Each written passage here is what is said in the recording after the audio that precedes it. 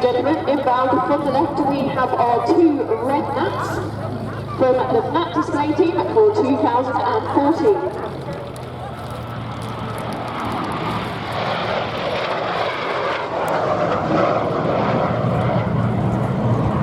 So the Heritage Aircraft Trust is a UK registered charity which promotes itself under the Gnat Display Team brand. The fallen Gnat aircraft has a unique space in aviation history, as Ben just mentioned, as it was most famously used by the Royal Air Force Red Arrows aerobatic team. It was also used to train more than 1,400 fast jet pilots for the RAF. Given its supersonic speeds and superb handling capabilities, it was also used as a fighter jet by several foreign air forces.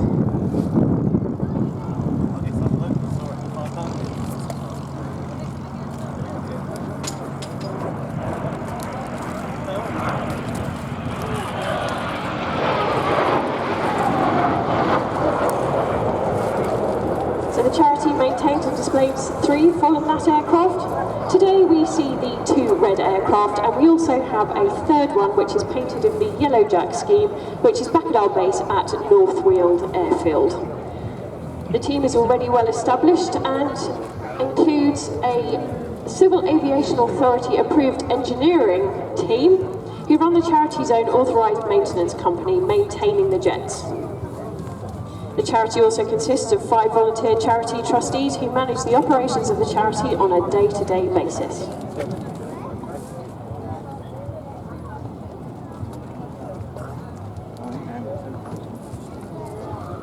So in these 2 aircraft today, we have one painted as the Red Arrows, full Red Arrows Gnat, and one in 4 FTS colours.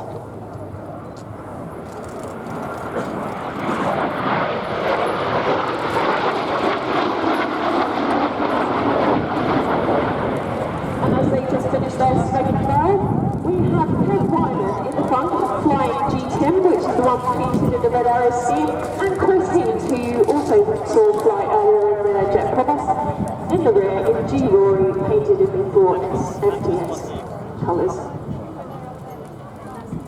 So G-Tim was built by Folland at their Hamble factory in 1962 and first flew on the 6th of September 1962. It spent most of its post-RAF life wearing a silver training scheme with yellow bands and wearing the serial number XM693. It was repainted again, now representing the Ray Hanna's aircraft XS111 from when he was the Red Arrows team leader.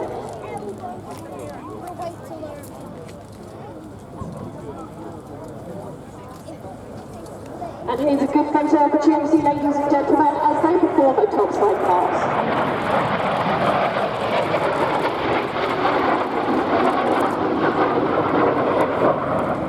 So the other aircraft, G Roaring,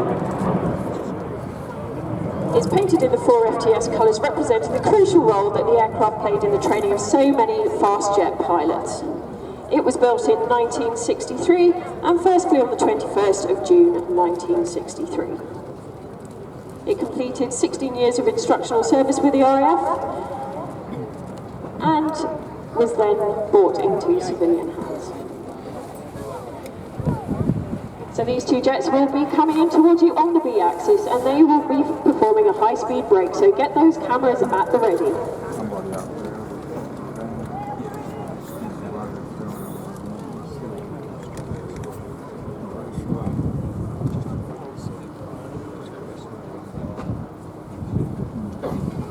So here we go for their high-speed brake.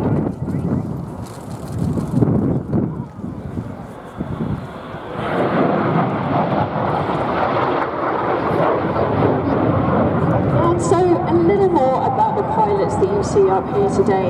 Chris Heaps, as I mentioned earlier, is flying in the red and white Gnat, and he joined the RAF from school in 1970. He currently has approximately 13,500 total flying hours, of which 6,000 are fast jet and 3,500 are gliding. His experience spans a diverse array of aircraft, including Tucano, Yak, Gnat, Hunter, Tornado, Lightning, Phantom. Basically, the list is endless. He brings an incredible depth of experience and professionalism to the flying display, and he's actually one of our instructors.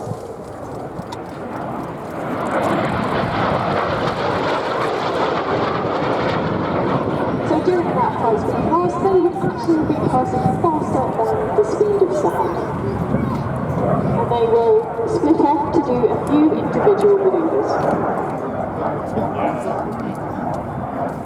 Kev Wyman, who is flying in the Red Arrows jet, is known as Jester within the team, as you can probably appreciate. These boys do like their Top Gun film.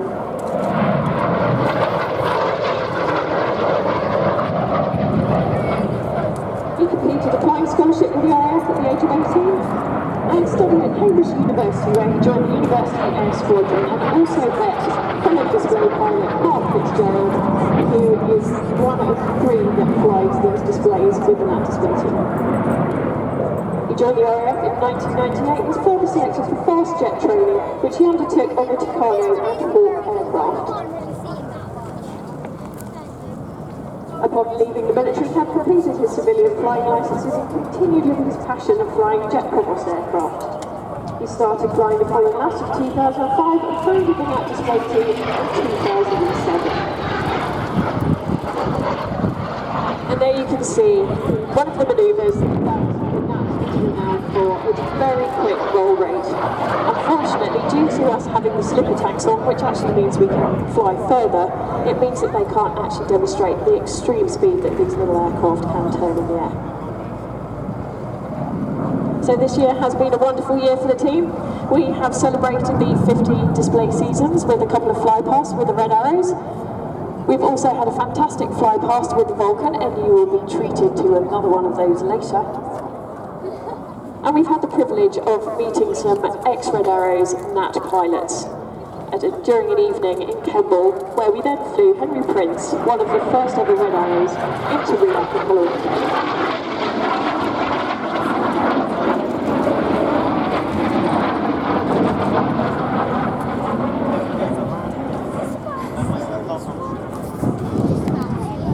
Okay, so as they're positioning for their last pass, we dedicate this display today to Mr. Peter Evans, and it's his 80th birthday. He was actually one of the founding members of the Red Arrows, and he was in the team from 1966 onwards, so happy birthday to Peter.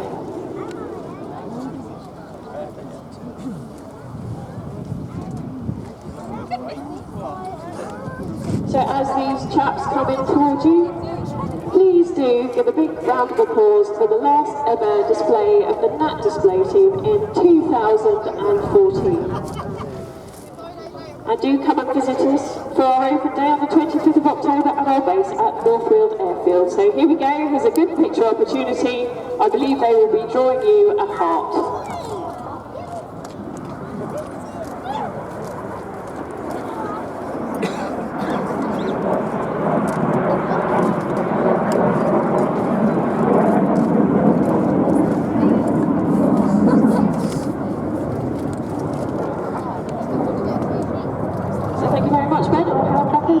That's the Gnat display team.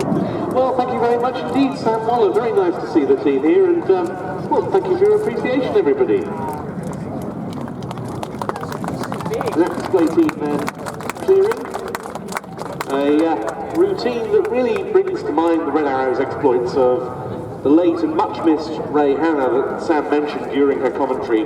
There, Ray, of course, with his late son Mark, the co-founder of the old flying machine company, one of Duxford's foremost warbird operators, and a man who absolutely adored flying the Gnat, and who really helped give the Red Arrows their great reputation that they enjoy to this day, thanks to his leadership of the team in the 1960s. Now we've got the two T-28 Fennecs going off the hard record.